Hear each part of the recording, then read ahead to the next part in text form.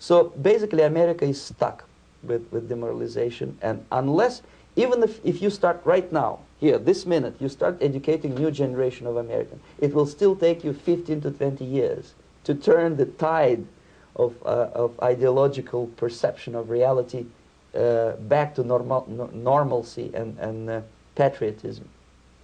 The next stage is destabilization. This time, subverter does not care about your ideas and the patterns of your consumption. Whether you eat junk food and get fat and flabby, doesn't matter anymore. This time, and it takes only from 2 to 5 years to destabilize a nation, what matters is essentials: economy, foreign relations, defense systems. And you can see it quite clearly that in some areas, in such sensitive areas as defense and economy, the influence of Marxist-Leninist ideas in the United States is absolutely fantastic. I could never believe it 14 years ago when I landed in this part of the world, that the process will go that fast.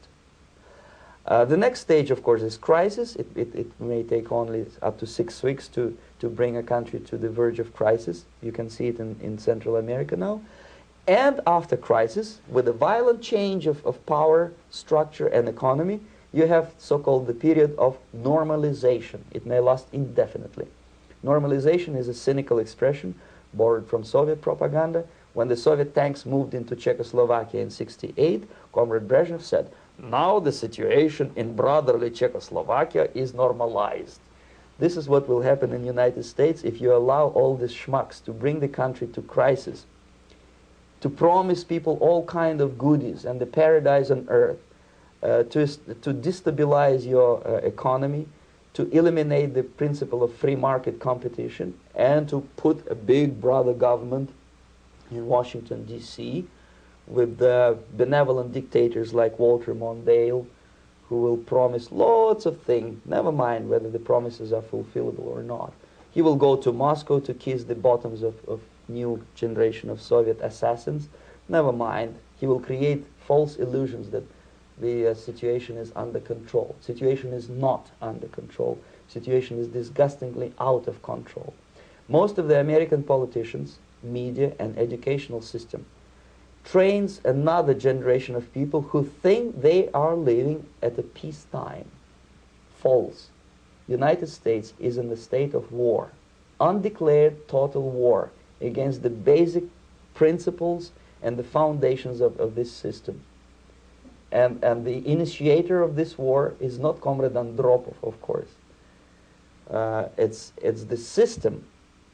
However ridiculous it may sound, the world communist system or the world communist conspiracy, whether I scare some people or not, I don't give a hoot. If you are not scared by now, nothing can scare you. But you don't have to be paranoid about it. What actually happens now, that unlike myself, you have literally several years to live on unless the United States wake up.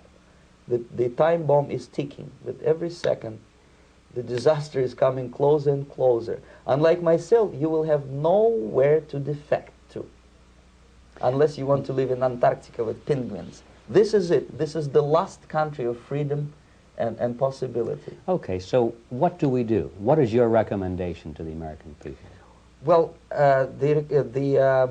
the immediate thing that comes to my mind is, of course, there must be a very strong national effort to educate people in the spirit of real patriotism, number one. Number two, to explain them the real danger of socialist, communist, whatever, welfare state, big brother government. If people will fail to grasp the impending danger of that development, nothing ever can help United States. You may kiss goodbye to your freedom, including freedoms to homosexuals, to prison inmate. All this freedom will vanish, evaporate in 5 seconds, including your precious lives.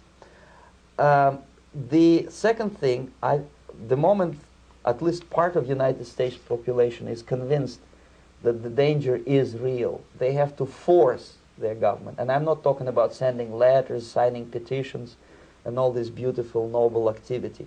I'm talking about forcing United States government to stop aiding communism.